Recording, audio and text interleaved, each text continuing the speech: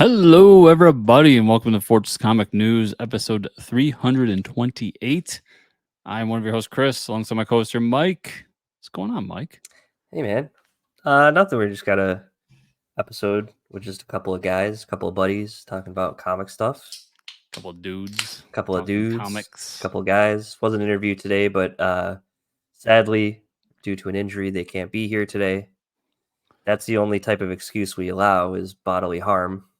Yes. To not show up to the podcast. Any other excuse not valid. Interviewee may show up later in the week, so yeah, we'll see. yeah. We'll Just see. teasing. Just teasing, folks. Episode 328. Here we are. Yeah, I don't know.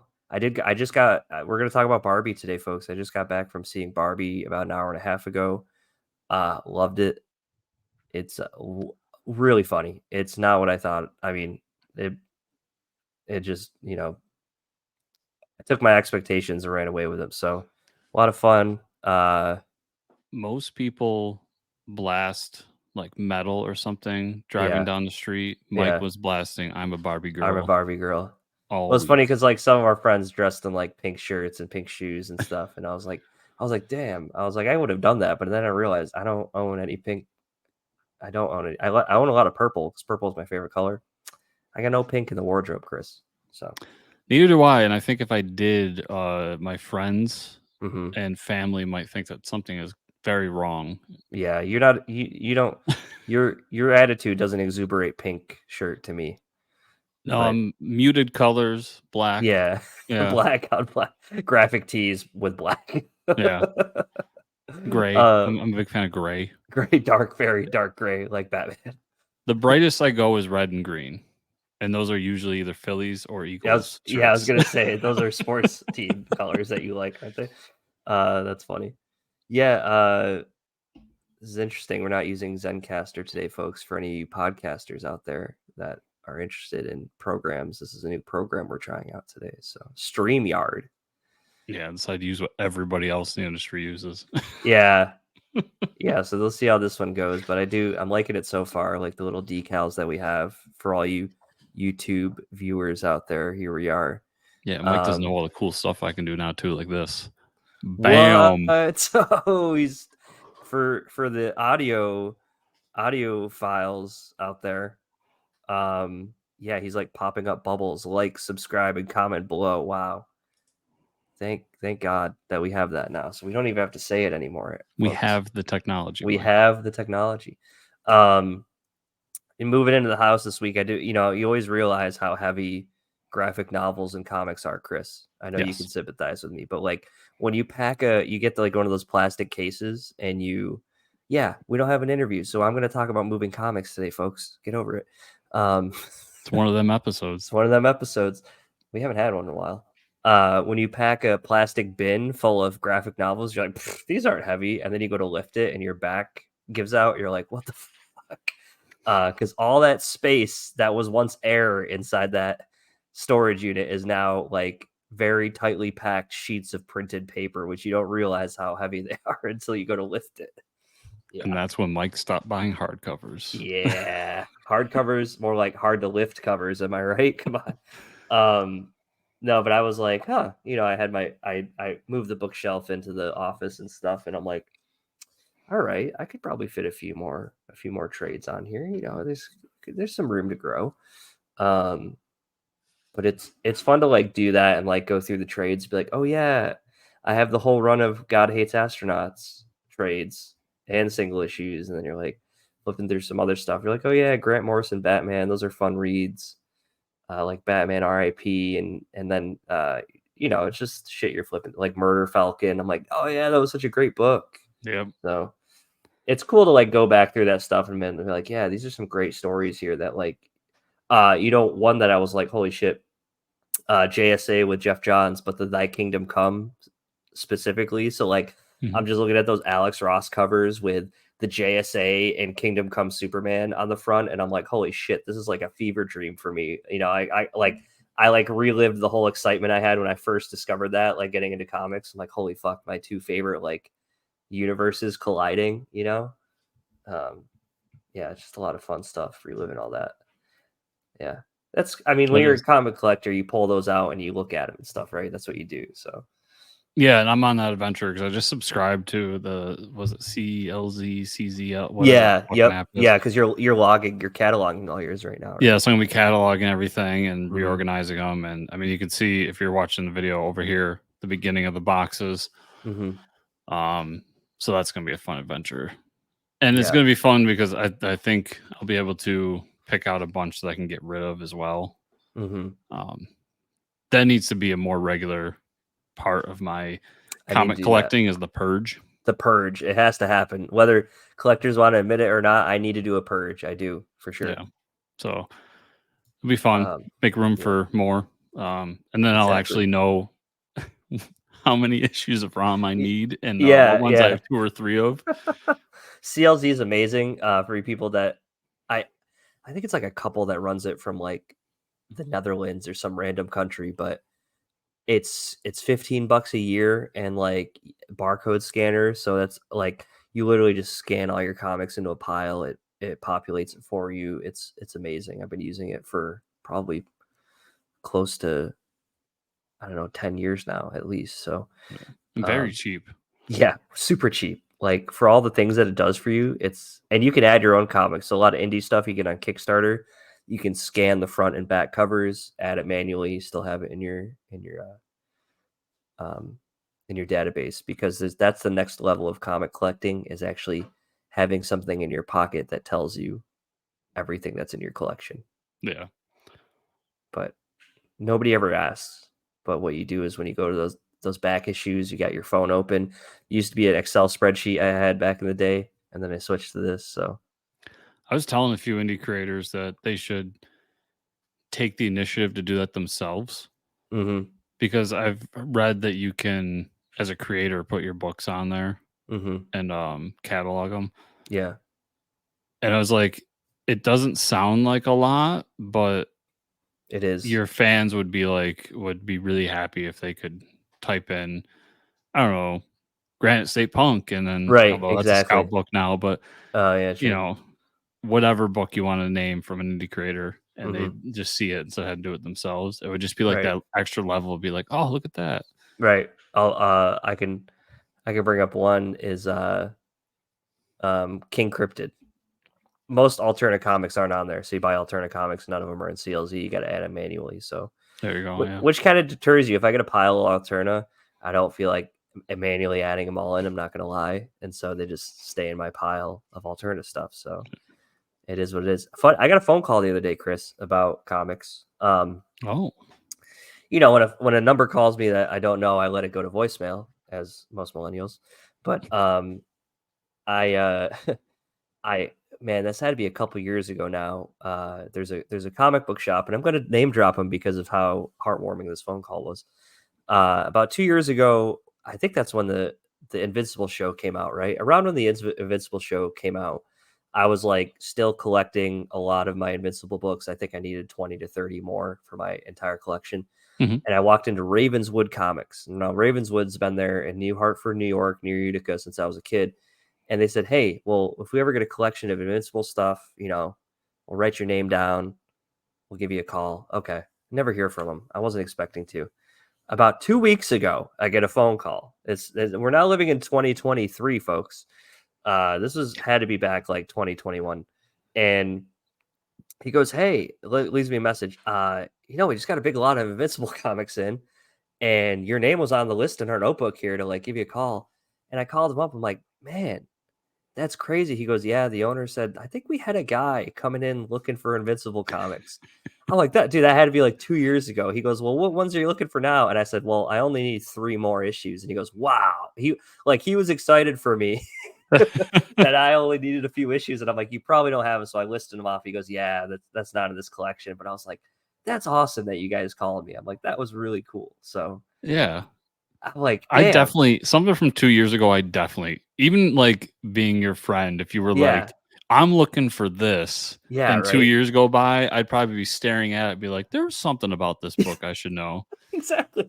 Chris, I think somebody told me that they were looking for this thing, and to tell him to go in the notebook where they physically write the names, because he wrote it in like some spiral notebook like I used to write my science notes in high school. I'm like, there's no way they're ever gonna call me. You know what I mean? Like, Yeah. yeah, they called me. So Ravenswood, shout out to you guys. You've been there since I was a kid. Sifton, they got a lot of great back issues. But yeah, A man, big shout out. I like that. yeah, it was cool. Not every day you get a phone call like that about comic books, Chris. Yeah. So quick U-turn here or whatever. I'm gonna go off topic for a second. Hard stop. He's hitting the brakes. That's what it is. We're gonna halt the show. If you hear any weird noises behind me, everybody, if you don't follow me on Twitter or whatnot, my cat X. It's X now. Oh, X. I'm sorry. X marks the spot. X gonna give it to you. I saw your post. Yeah, if you hear any weird noises behind me, my cat got injured this week. And he's just kind of shuffling around the room with the cone of shame on. I'm not really sure where he is. I think he's right behind me right now. He's probably just staring at you. But yeah, he is going in for surgery. As we're recording tomorrow, when you're all listening to this, it will hopefully be done and successful, and he'll be happy. Yeah. But yeah, if there's weird noises or I get distracted by a cat, or you see a cat with a cone on behind me, that's what's going on. Poor Greedo. Yeah, poor little guy's all drugged up and with a cone on. So yeah, if we know the tale of Greedo, he definitely didn't attack first, right? He definitely just got straight up attacked. No, he shoots first. He shoots first. Okay. My cat shoots first. You should see the graveyard that I come home to all the time. Oh yeah, just he definitely shot first. Dead carcasses everywhere. Nice job. Yeah, I remember living with my ex, and we were in this like little house, and close to where I am now, actually. Mm-hmm. And he, he's an indoor cat. He's a mouser. I live out in the country, everybody. And I came home, and it was like a scene out of, I don't know, The Godfather or something. Like there were so many dead animals in front of my door. Mostly rats or mice, mole rats as we call them. Mm-hmm.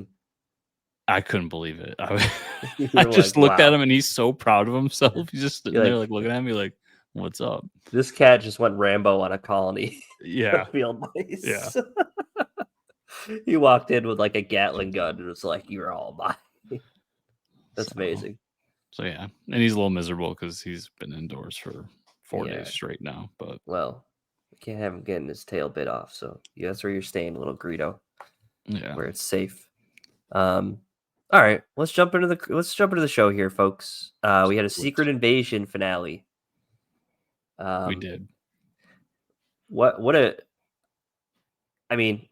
it ends after 6 episodes. I'll let you talk about how you felt about it, and then I can talk about it. But what did you think, Chris? I enjoyed it. It was a fine ending. Mm-hmm. I wish they let the fight go on a little bit longer between the two Super Skrulls. Yeah, there was definitely some budget cuts for sure with how quick everything happened. Yeah. But I like the whole double cross, triple cross that I kept waiting for, because I'm like, this is the type of show you gotta have a double cross sometime. Yeah, I was like, there's no way Nick Fury is just getting himself radiation poisoned. Yeah, and actually it tricked me for a minute. I was like, damn, like how are they gonna get him out of this? And like as the episode's ending, I'm like, he's in the trailer for the Marvels, Chris. Like, yeah, I was so in the moment that I'm just like, I don't know how they're gonna, like, they're not gonna kill Nick Fury, are they? Yeah, no way. Yeah. But I did really enjoy it. I think it's hilarious that we've got like an Amazo character running around now in the MCU. Yeah, that was pretty overpowered to have the powers of Miss Marvel. Captain Marvel is pretty crazy. Of basically the whole MCU. Yeah, everybody. Yeah, all of the Avengers. Yeah, so that's interesting. I'll be curious to see what happens with her. I mean, I always forget the woman's name, but she's just the Queen of Dragons. Yeah. Amelia Clark. Amelia Clark. You don't cast a name that big without a plan. So obviously she's coming back at some point. Of course. And I'll be interested to see where and when, how. But yeah, I thought altogether it was a good finale. I really enjoyed the show as a whole. Same. One of my favorite MCU things, I would say top 5. It's up there with like, I think it gets a bump. It definitely gets a bump from me because of the style of show it is. It's more Mhm. my jam, Yeah. but it definitely for me shows an uptick in modern MCU. I think we're starting to see the swing up. Yeah. And I've been saying it for a few movies now and a few shows where I'm like, things are looking better. Like we had a bad one here, there. This one was questionable. And Mhm. now it's like, oh, I enjoyed Ant-Man. It's not the best, but it was fun. And then Guardians was really fucking good. And Mhm. we had some other things in there. And this just uh made that go up a little bit more. And I'm really looking forward to see what they do with the Marvels now and moving forward. Although Mhm. who knows when we'll get another thing after the Marvels because of strikes. But Yeah. but Right. yeah, it's a quality show, and I think what's really great about it is if you're not keeping up with the MCU, I maybe you could correct me if I'm wrong here, Mike, but I think you can still watch and enjoy it without being Yeah, and they do a up to lot date. of they do a lot of overview of what happened. They're like, wait, so I think they almost every episode they're like, so you left for 5 years and you were in space, and then you came down. So they do a lot of that to be like, listen, if you didn't if you didn't remember where Nick Fury was, he got snapped and then he came back. Yeah, I thought it was enjoyable. The whole ending with like them being beamed up together and the romance and all that stuff was a different side of Nick Fury that we've never seen. Um, and we had to get War Machine out of containment because because we needed him for the show, right? Yeah. um, Yeah, the Captain Kirk scene where like yeah, Nick Fury's kissing the scroll as a scroll, his wife, yeah, yeah, was like I don't know, it was a little much, I yeah. It thought, was a little weird. I was like, oh wow, wow, we're really just full on making out with scrolls. but I do like Um, the full circle for that story arc because if yeah, you remember right. back like a few episodes when she Hmm. makes the comment, Yep. would you have fallen in love with me in my real skin? And he's like, I Yeah. guess we'll never know. Hmm. And then it kind of comes full all the way around because now she's like, well, I'm going to be in my real skin, and he still loves her. Hmm. So I get that. It was just Yeah. at the end of my like spy thriller show, I was like, Yeah. okay, I need some alien makeout scenes. No, I thought it was overall it was good. Like you said, it was I think upswing from like Ant-Man. I still haven't seen Guardians. I gotta sit down and take the time to do that. Um, yeah, but no, overall enjoyable. Yeah, and I think Marvels will be interesting, especially to have Nick Fury back. yeah. I think Marvels is going to be a big tipping point for them. So this was news to me. Twisted Metal wasn't a movie; it's a TV show. Oh yeah, you didn't Okay. know that? No, I had no idea. I thought it was a movie. So, did you watch it? I did. All 10 Oh, episodes, huh? So, all 10. and where is it streaming? That was another thing that confused me. The quality programming of Peacock, Mike. Uh-huh. Now it's all starting to come together. Why I have not seen anything about. Okay. And what is your assessment? Anthony Mackie, right? Yeah, Anthony Mackie, I forget her name, but it's the Hispanic woman from Brooklyn Nine-Nine, Okay. Yep. and a few other people, Hmm. But all in all, I think it's good. Yeah. It's done by the guys who did Zombieland. So if you like Zombieland, Okay. I think you'll enjoy this. It's very similar humor, action. Uh, this first season was all about Anthony Mackie, who plays John Doe, Uh-huh. going on a run for one of the towns and all the shenanigans that happen on the way, meeting up with Sweet Tooth and getting into a thing with him and running into other characters like the priest from the game. Hmm. Like, dude, Hot Dog Boy is there Oh my and God. all this other. So you get a bunch of the characters from the game in it. Calypso makes an appearance in Okay. it. Cool. And basically it's like a post-apocalyptic story with some humor in it where you Hmm. see everybody has these cars with guns on them, and like outside of the walled cities Hmm. is basically chaos, and Okay. then everybody outside thinks that inside the walled cities is like the perfect settlement, the Right. old post-apocalyptic thing, like there's the Yeah. perfect, and of course it's not. Hmm. um I guess spoilers if you don't want the entire show spoiled, because I want to give away the ending just because I think the ending would get people excited for the future of it. Mm-hmm. So the ending, like, obviously Anthony Mackie's successful. He ends up living in one of these walled cities, seeing it's not what he thinks it is, decides to leave. And that's when he finds out that he basically signed his life away to this tournament that Calypso's putting together with a bunch of different people and a bunch of different cars where they have to fight to the death to be granted, whoever their sponsor is gets granted their ultimate wish. You know, the plot line to Twisted Metal. Right. Yeah. So I got really excited for that because that means I thought this first season was good enough where I watched the whole thing. Right. And this sets up where we can actually do something cool for the end, because the last episode was just a big all out, like, here's a bunch of the characters you met fighting in cars for like 10 minutes. That's cool. And then they kind of hint to who's going to be in it. So it's a few people you've met in the first season. There's a picture of a guy whose arms are strapped to two wheels. I was going to say, is Axel making an appearance? So Axel is going to be in season 2. Nice. And all this other stuff. So I think it's good. It's not going to be like one of my top of the year or anything, but it was a fun ride. I would recommend it. Nice. If you're able to watch it, because I know not everybody has Peacock like I do. That's really cool, though. I'm glad you liked it. I didn't know it was the Zombie Land people doing it. Yeah, it's the two guys that created that are like the showrunners for it. So a lot of their like sensibilities and humor are placed in the show. I think that makes sense for that type of. It does. And the Sweet Tooth thing where it's Samoa Joe, I think, is the wrestler that plays him. Yeah. And then Will Arnett voices him, with how like over the top and weird yet psychotic they made him, which is how he is in the game as well. The voiceover, even though the voice doesn't fit the body, it still works. It's very strange. So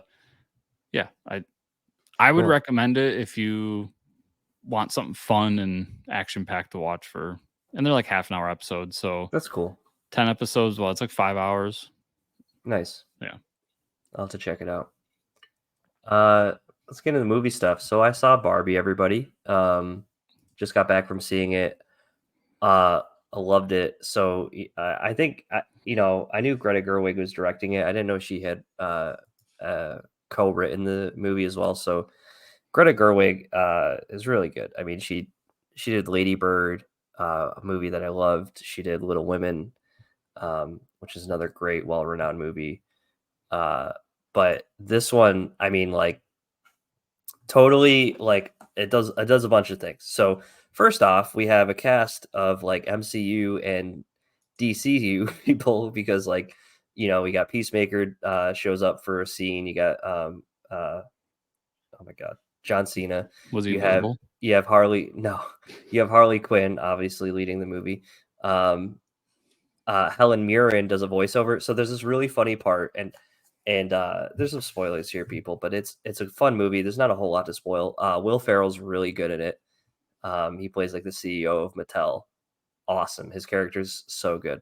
But there's a scene where like Margot Robbie is like talking about how she's like, I don't feel beautiful anymore. And like, there's this, like, her makeup's all off, but like, it's Margot Robbie. So she's still like dropped dead gorgeous. And like, and then like the scene gets interrupted by Helen Mirren, because she plays the narrator, and she's like, we understand that like the casting for Margot Robbie is like really hard to grasp this scene and what she's like, I just don't feel pretty anymore. And like Helen Mirren chimes in of like, yeah, we get it. Like this whole of her complaining she doesn't feel pretty doesn't really work because it's Margot Robbie. So that was like really funny.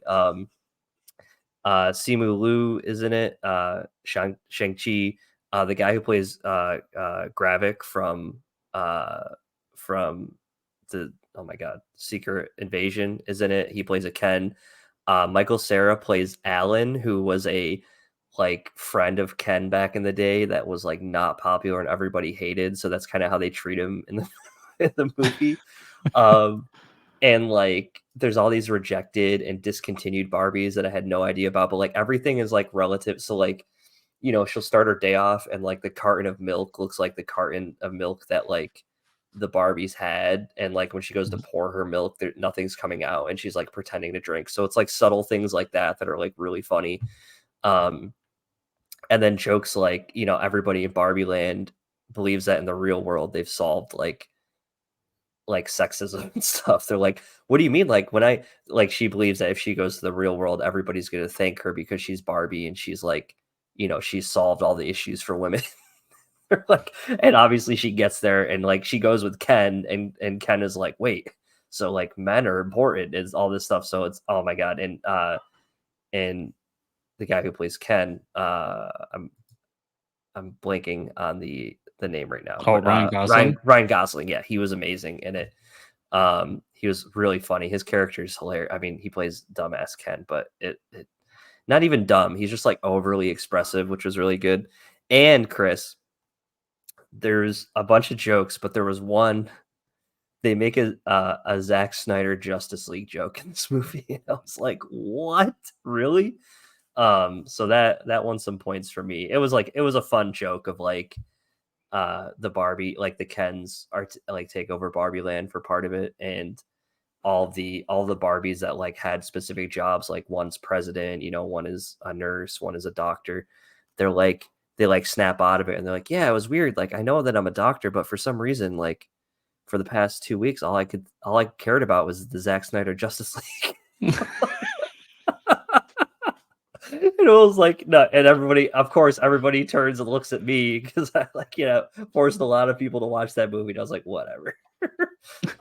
So that was a fun joke. There's just a lot of fun jokes, and there's a lot of like fun Easter eggs too. Like there's a moment where she sits at the bus stop and meets like the original Barbara, the creator of Barbie, or her daughter. I mean, I'm sorry, the daughter of the creator, maybe, but somebody like there's a lot of fun Easter eggs like that. So, and some of the discontinued Barbies I didn't know about, Chris. Like there was one apparently that like you would like pump her arm up and her boobs would get bigger.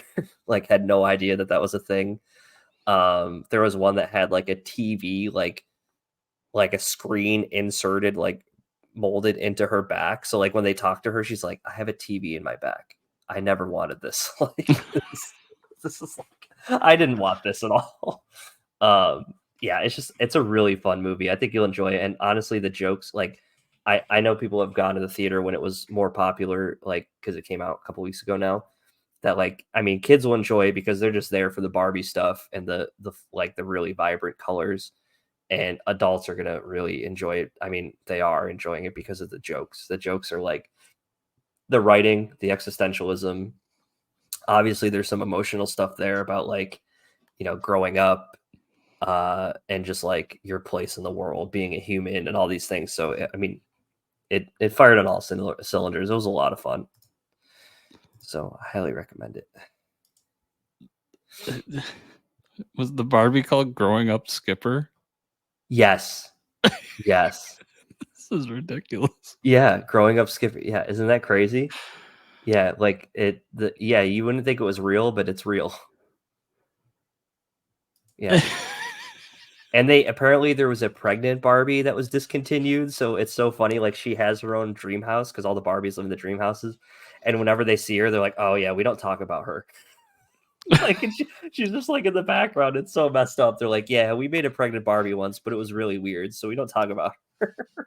Jesus. And like Will Ferrell walks by, he's like, "Oh man, I thought we got rid of her. Like, what happened?" Oh, it's really funny. Yeah, I think and Ryan Gosling, like he does a great job too. So, I think overall, just a fun movie. Like I said before, it'll be a streaming movie. Yeah, for sure. But I think you're gonna have a lot of fun with it though. Yeah. Sony Pictures has announced delays to their lineup of movies because of ongoing strikes in Hollywood. Surprise, Chris. For our purposes, there are two that affect us, and that include Kraven the Hunter, which was supposed to hit theaters October 6th, and now will be coming August 30th, 2024. So it was supposed to be this year, 2023. It's delayed almost a year. That's insane, Chris. Yeah, I'm not 100% sure why this one, because from what I saw, it's done. You know, maybe the trailer wasn't as well received as as they thought it would be, and they're using this as an excuse. I don't know. Well, from what I read, because there's another, I think Dune was one that also is getting pushed, and something else, Yeah. and they're claiming like they can't advertise, and what they mean by that is the actors aren't going to go out on the press tour. Right. Okay. Makes sense. That makes sense. So I think that's the main reason Yeah, I for didn't it. think But about that. Mm-hmm. what's funny about that is Marvel don't give no fucks because they're still going to put out the Marvels unless something happens in the next couple of weeks. I mean, I could be Right. wrong, Yeah. Yeah. This is just but Sony. So then the other movie affected is Spider-Man Beyond the Spider-Verse, which was scheduled for March 29th, 2024, has been delayed indefinitely.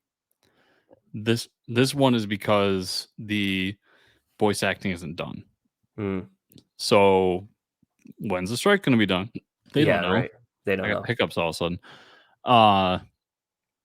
So that's the reason for that one. And I get that. Like, if you don't Mhm. know when you're going to get people in a booth because of the Yeah. strike, Right. yeah, why put a date on anything? Yeah. I know we had talked to David Lucarelli, who does that for his position, and said, yeah, it's been really slim out there. So Slim pickings. But, go make that money. I honestly, the Beyond the Spider-Verse one sucks. Like, I really like that last movie. yeah. I think it's going to go down as one of the best superhero things of all time. Craven, I mean, put it out tomorrow, put it out a year from now. I think it's going to flop either way. Yeah, Sony doesn't have the best track record with these things. I just, at this point, I think that DC has a better track record than Sony. That's not And saying much. yeah, but the Flash flopped beyond belief. Right. So yeah, we'll see. We'll see with that one. I mean, obviously, I'll be in the theaters for it, but Yeah. Yeah, we'll wait and see. Video game news, which we don't get much that often. Skybound Entertainment announced a visual novel based in the Invincible universe coming sometime in 2023 to Steam. Oh, and look at this. this fancy stuff I can do now, Mike. Yeah, Chris has pulled up the visual novel, so here we go. There's no word on if it will come to consoles, but it almost looks like, is that turn-based fighting too, like incorporated with it, you think? Yeah, I've seen some visual novels where there's like actually a turn-based fighting that goes with it, Yeah. but it's very simplistic and like baby's first turn-based. Yeah, right. uh, Yeah. I would suspect you get more of like a original Telltale or like Mhm. Danganronpa style game out of this. Yeah. Uh, I mean, honestly, this isn't my type of game, so depending on the price point, um, and if it's like, is it its own individual story or like a retelling, I guess would be the question. that it seems to be just going off of what the TV show did. Mhm. Maybe continuing from the special edition episode. Yeah. It's tough to tell. If it's like, I don't know, a $10-15 game, I'll give it a shot. Yeah. I'm not the biggest visual novel fan, Yeah, same here. but we'll see. I like what Skybound Entertainment's been doing with their gaming division. I mean, they're the ones putting out that game WrestleQuest. Have you seen that one? Oh, yeah, that does look wild. Yeah, like that one looks really cool. They took over Telltale, which like Mhm. I was a big Telltale fan, but they were more of a point and click adventure, less visual Right. novel, Right. and I always enjoyed their games. So I like what they're doing. They're making small games, which is Mhm. fine. Mhm. So we'll see with this. I'll check it out. I kind of wish I could like play it on something other than Steam. Yeah, it's funny too because Skybound Games was at PAX East this year when I was there, and they didn't bring this at all or talk about it. They just had like Invincible posters for people. So, Yeah, with because it did get normal posters. announced like as a late part of San Diego Comic Con. Okay. So I think after or maybe during our recording last week. And I mean, that makes sense. They're doing a big blowout for Invincible and they threw that in there. Hmm. But yeah, I Cool. cool. I'm glad they're doing something different with it, but we'll see. We will see. I More might wait a little Invincible. bit because it's not like it. first of all, we're gonna go into gaming nerd time. Yeah. So any PC guy that tells me it can't be played on a console, it's not, you're dumb. Yeah. Because I've been told that a million times, and it always It ends up on a can. console.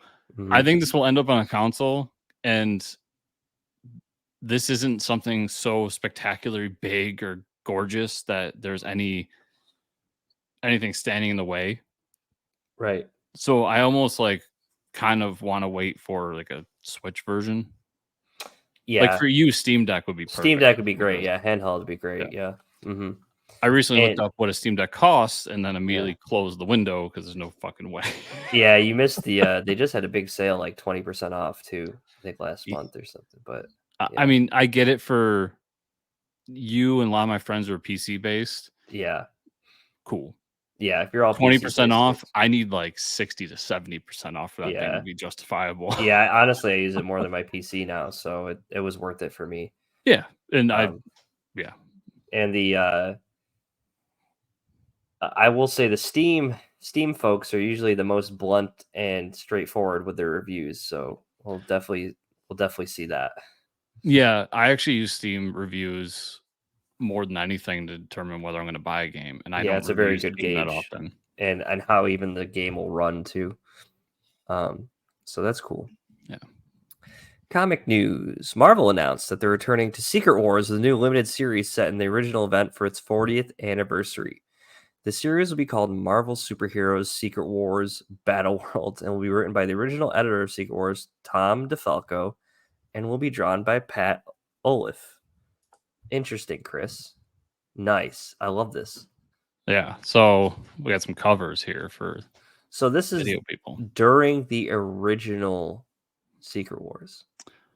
Yeah, and this is the main cover we're looking at. As you can Yeah. tell by it, Black Suit Spider-Man. Mm-hmm. A lot of the characters here were involved with Secret Wars.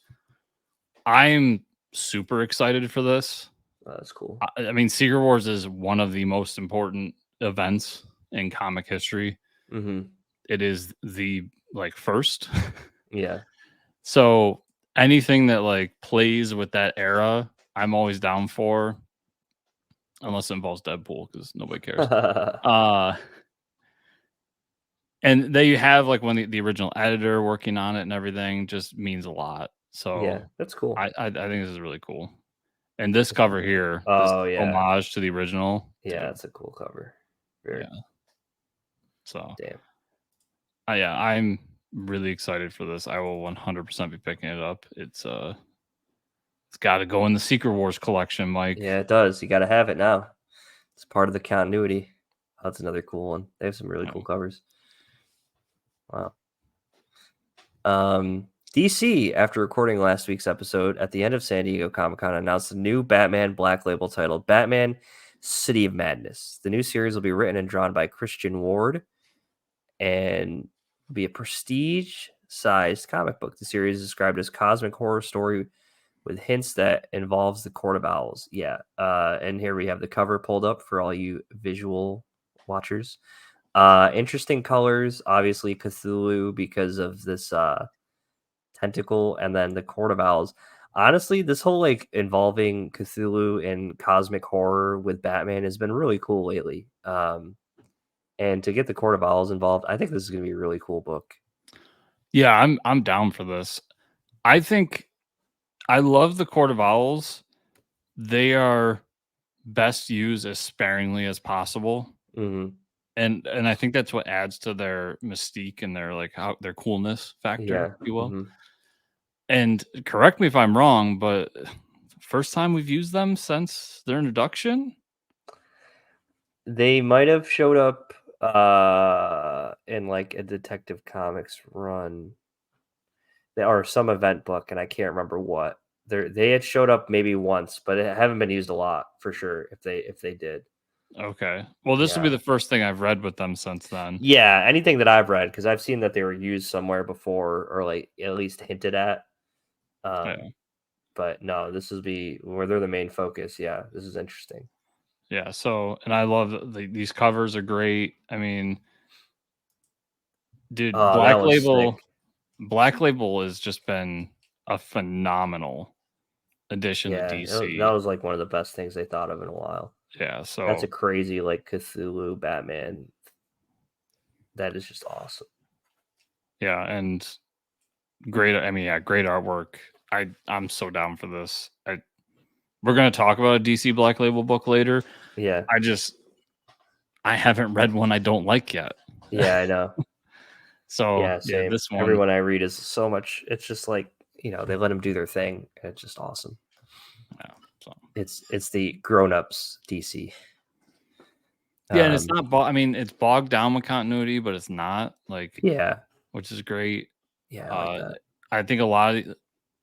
I don't think that's what make these stories great, because I talked like a week or two ago about how continuity can make great stories, and we're seeing it through what DC's doing right now. Yep. But this is something like I could hand to somebody and be like, "Hey, look at this. You like You don't need to know Cthulhu? much You about know who Batman." Batman is. Yeah, there you go. Check this out. Yeah, Yeah, like you know who Batman is. You don't need to know about the DC universe. Here's a cool right. story. You watch the Peacemaker show. Here, you want to see him try hard? Try this. Try this book. Exactly. This Like, book's for you. yeah. So Yeah. I'm excited for this one. Yeah, that's awesome. Aquaman and the Lost Kingdom is getting a prequel comic series, thank God, titled after the movie this fall by writers Tim Seeley, Joey Esposito, and Ethan Sachs, with art by Miguel Mendonca, Ray Anthony Height, and Scott Eaton. Yeah, so we need some catching up before the movie. I'll probably check this out. I think I've read all the movie tie-in books just because I don't know why, Chris, but I do. Mike, we need to know why he was Yeah. drunk at the end scene credits of The Flash. Yeah, we need to know why. And that's that doesn't even look remotely like Momoa, except that he has like black hair now. Interesting thing though, there's no Mara in any of these covers, is there? Oh no, I think she's out of that movie too. Yeah, so maybe that's what they're trying to address up front. We'll see. But no, some of these covers are sick though, with the Black Manta on the front. I like that, the black and Yeah. white. That one I kind think of looks more like Momoa, I'd say. there's one more where it's literally just a picture of Momoa in the stealth suit. Uh-huh. I got nothing here. I haven't Yeah. read any of these prequel books. I'm not excited for this movie. Honestly, I think I like the Flash prequel book better than the movie. And it worries me that there's such a big creative team. Yeah, Tim Seeley, Ethan Sachs. What the I mean, hell? all quality guys, Yeah. but why so many cooks in the kitchen? Yeah. Like, guys, can you come up with something to make this good? So, By the lack of talk about this movie and the delays and reshoots, and I just can't help but have the feeling, Chris, that and DC hasn't even tried to say this is the best movie we've ever seen. I feel like James Wan has kind of just distanced himself from this one. Yeah, we'll see. I think they're prepared for a flop. Yeah, yeah. I honestly think that they're at the point where they have to put this movie out and Blue Beetle, let them flop and And move then it should forward. be done. Yeah. Although I think Blue Beetle has if anything of their recent slate has any chance, it's this and Blue Beetle. Because I think that people are gonna be excited for Blue Beetle. Yep. Based on just having a Latin character. Yep. Latino character. Yep. And I think people will be excited for this because I was in the minority of not liking the first one. I think a lot of people liked it. It did really well in the box office. We'll see. Yeah. But these have a shot at least. Much more than I thought The Flash ever did. I'm just hoping it raises the price of my first appearance of Orm the Ocean Master, to be honest. And then I can say that the movie was worth it. Yeah. I hope it lowers it so I can buy it off you at a discount rate. There you go. With that, Chris, let's talk about what we read this week. I had a whole 3 comics, folks, that I got to. Yeah, I didn't get to a bunch either. I talk about the top, but Cat injured. Yeah, right. I did see. So you know how we talked about how we've been reading manga more. Mhm. I walked into this. We got a Newberry Comics here that's in Massachusetts, but it's in Albany at the mall now, and it's Newberry Comics. But you walk in, and the very back section, they even put all the K-pop stuff before the floppy comics. Like the Western comics are in the very back. They have like 3 or 4 rows of shelving for manga because we've talked about this. Manga sells. Mhm. It's popular. I picked up, and I've been reading Kaiju #8, and like the thing about when you're caught up on manga, it sucks because you have to wait like a month for the new volume to come out, or a couple months. And what I've been doing is like I read it and then like, oh, I forgot about it. So then I'm walking around. I'm like, I wonder if the new issue's out. And yep, they had the volume 8. I think I'm on of Kaiju #8. Yeah, I just saw volume 9's coming out in January. Oh wow. Okay, so they pushed it a while then. Yeah. But yeah, this kind of like it's wrapping up like the first. I would say if they do a season or two, this could be like a good stopping point. But no, so I've been reading that, and then I got to a few comics here. I hope you read Batman Beyond Neo-Gothic #1. Oh, that was like That was the one we had number to get one to. on my That was list. before Night Terrors #2. So Actually, to be Jackson. fair, that was number 2 on my list, but Okay, you'll know okay, why. Yes, all I right, did read it. yeah, really good book. So we get the Batman Beyond again from Lanzig and Kelly. We really love the first series. Um, I like the premise. These kids are going missing. We get to see Batman go underground to the original Gotham. He keeps going deeper and deeper. He hires this cat humanoid to like show him around, which is cool.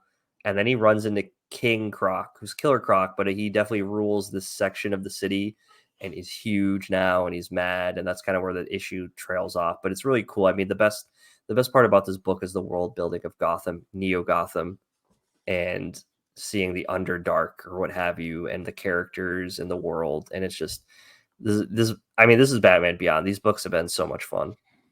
Yeah, it's really, really good. It hits a lot of good things from the show, and then it hits that one big thing that was never in the show. Yeah. Batman Beyond never got a future version of the world champ Killer Croc Morgan. Yes. And to see him at the end, like Yeah. I got so excited. I was so pumped. Yeah, and then I'm like, oh man, we're gonna see some of the villains that we've been waiting to see. So Yeah, and just to see, like, we got kind of the impact from the last volume of issues. His like family's away, his old girlfriend's away. He's trying to start this new life where he's going to fix Gotham and all this. We got that the CEO to come back, and he does a scene. All the supporting cast that we built up in the last volume. Yep, they're all back. It's a great first issue for a second volume. I love this issue. Yeah, they did a great job. Rogue Sun #14. This is Perot and Abel. So we find out, the last issue that not only the dad but the son, their souls are like trapped in the stone, the Rogue Sun, the Sunstone. And now like the person who's trapped in there has told them like, hey, if you kill these guys, the old Rogue Sun souls, if you kill these guys, I'll let you free. So they get like chased down immediately by this like Viking Rogue Sun, which was awesome. Seeing these old school like people who had the mantle, and while the guy on the outside who's controlling the kid's body is making a deal with like that pack of werewolves that's changed them into werewolves. There's like a villain behind all of them. He's making some sort of deal with them. Don't know what. And then at the end, they run into the Rogue Sun's grandfather. They're trying to transport themselves between portals in this like afterlife world, and they end up finding the grandfather and the father of his father. So that's kind of where they stop, which was a good issue, I think. And then Night Terrors, the main book, #2, Williamson and Kamenkali on the art. So I love the way they treat Sandman in this book. He wakes up and he's like, multiverse, Batman, death. I've dealt with it all, so none of this surprised me. You know what I mean? Is like I've seen some shit. Like I was in the JSA. None of the like the saying like this has all been done before. Like you don't need to catch me up on any of this bullshit. Like I believe it all. I thought that was really cool. Deadman decides to go to the JLA watchtower to with the Sandman, and they want to get Red Tornado's help because obviously all the AI in the world doesn't need to sleep, so they don't have nightmares. But then they get attacked by Insomnia, has the Sleepless Knights, everybody. Knights being Knight. So that's a little fun play on words that come to attack the watchtower, and they pretty much like disassemble Red Tornado, and that's how the issue ends. They're stuck on the watchtower with these knights. with Batman being possessed by Deadman still. So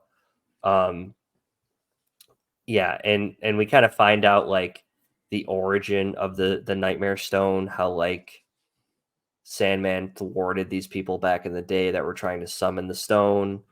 He didn't realize that like it was interesting, like they all had to drink this poison to kill themselves, but he actually knocks one of the guys out so that the Nightmare Stone never is solidified or formed. I thought it was interesting to like how he plays a role in all of that. So yeah, Night Terrors has been great. Tie-ins have been a lot of fun. Main story's great. Sandman, awesome. I think Batman being the focal point's cool, but having Deadman as Batman was a nice twist instead of having just normal Batman. So no, I think it's been a great story so far. And that's all I had this week. Yeah, I didn't read Night Terrors yet. I actually went through and I have 4 Night Terror books I bought. So I need to catch up, but as I said earlier, didn't read much. But earlier in the week, from last week, I did read Night Terror's Superman. Oh, nice. That we didn't talk about, and it was a really good issue. What's Superman's nightmare? That he can't save everybody. Right. Of course. Yep. So it's all about that. And then at one point, he's able to basically break the barriers between the different nightmares and meets up with Kara. And that's when we kind of get the big conclusion, but then it goes back to the real world where he's washed up. Because if you remember from Night Terrors 1, he flies away. Right. And he's going to go get something. And that's when he falls asleep and joins the nightmare universe. So he falls into the ocean. Right. Well, he gets washed up on shore and the Aquaman family finds him. And they're not in the nightmare realm, at least we think. So I'm interested to see where that twist goes. But yeah, it was a really good issue. And it's Williamson writing that one, who's also writing Superman, who's also writing the main book. So I'm sure that'll connect in a lot more. Also from last week is the Mighty Barbarians #4, which is another just great barbarian book, team up book. Really enjoyed it. Frank Miller's Ronin Book 2 #3, also from last week. It was an okay issue. It's one of those issues where it like lulls you to sleep just to like burst out at the end. Okay, interesting. And it's all about, we found out in the last issue that the Ronin from the original series is tied up with this android, and the android's trying to use him to help take over the world while his wife and kid have been running around trying to stay alive. And he kind of breaks out at the end, destroys the android, which then with the help of his wife, they get together, and it's going to be continued in the next issue. I think it's the last issue, and this is exciting for me. I think this will be a turn off, Mike. Yeah. Okay. So the series has been drawn by Philip Tan, I think is his name. Yes, Philip Tan and Daniel Henriquez. Okay. Issue #4 is going to be drawn by the man himself, Frank Miller. Oh, what? I'm so excited. That's pretty cool. The reason I'm excited is in the back of every issue, Frank does all the layouts for the book, and they actually put a bunch of the layouts. And I'll say the Dark Knight Returns 3 Frank Miller book that he did was not good. These layouts are better than that book. Yeah. So I'm excited to see that. I know there's been some criticism of his art recently, but I'm still enjoying his stuff. That's cool. I know you do, so I'm happy for you. And then DC Black Label, Superman, Last Days of Lex Luthor, #1. Oh, I did. Yeah, that was pretty cool. I haven't read that yet. I forgot that came out. Yeah, Mark Waid and Brian Hitch, which is really funny. Brian Hitch has 2 books coming out at the same time. It was okay. So basically, Lex gets cancer from kryptonite. Okay. And nobody knows how to cure it, not even Lex. So he tricks Superman into helping him save his life. And he does it by also live streaming it to the world so Okay. that everybody knows what's going on, which was an interesting twist, but was kind of whatever. And then Superman's big plan is like he's gonna take him to the Phantom Zone so he can just like stay in stasis while he figures it out, but he can't because Zod's an asshole. And then he goes to Kandor and like nobody can figure out how to help him there. And like, so it's him running around trying to figure it out. It's a very like wordy and introspective book. Okay. Zero action outside of like the first sequence where Luthor tries to like get Superman's attention by, guess what, Mike? What? Having a giant mechanical spider attack a Oh island. my god, I love it. That's amazing. So it was good. I'll continue it, but not the best book this week because that goes to Ultimate Invasion #2. Oh, nice. So we now have the Ultimate Universe intact, but created by the maker. And the maker has gone back in time to basically fix, in his way, the Ultimate Universe. Okay. So like right in the beginning somewhere we get a list of who's alive, who's dead. So like he can't find Steve Rogers, but nobody's discovered him yet as far as he knows. So Steve Rogers is like non-existent. He broke the Rainbow Bridge so Thor can never come to Earth. He found a way to manipulate Hulk into this like Buddhist monk. So he's got inner peace, but he's also the Hulk. Interesting. Tony Stark isn't Iron Man. Okay. Howard is still alive, and Howard's the one that creates the Iron Man armor. That's interesting. Stuff like that. And then, for you, he delays the mission to space that the Fantastic Four goes on just long enough that they don't get hit by cosmic rays. Oh, damn. So there's no Fantastic Four, but he keeps some around just to manipulate the world, basically. Okay. And we find him in Latveria, where he creates this giant city and closes it off from the rest of the world. But the whole issue revolves around the fact that he's going to open up the city and bring people in. And so he brings a bunch of people from different nations. And of course, it's all the characters we know. So like the people from Russia are like Omega Red and Colossus. Okay. One of the Asian countries is the Hulk, who is like a Buddhist monk. The Asian countries is a bunch of X-Men who I don't know. And then and so on and so forth. But then they're attacked by a multiverse gang of heroes that come to kill the maker. Interesting. And it gets in this giant fight. The only people who survive are Howard Stark and the maker. Everybody else is killed. And he brings him inside the city and shows all of them captured in a way, and Howard's like freaking out. And that's when the maker like talks to him about time travel and what he's done, and then informs him like, no, these weren't multiverse people. These were cloned versions of the heroes that were supposed to exist from the future. And then they have this whole conversation about how time travel works and everything. And that's when he's like, no, this is how time travel works. And he brings in the descendants of those clones and just murders them in front of them and watches all of these heroes just disintegrate in front of him. Damn, so Howard's just like freaking out. That's insane. That's wild. What the hell? Brings him to his lab where he created this thing and all that, and shows him, because Howard's like, well, this is the first time this happened. We haven't seen these before. And Maker's like, no, this has happened before. They're just coming for me because I'm the one that's shaping all this. And I'm the one that basically ruined your history to them.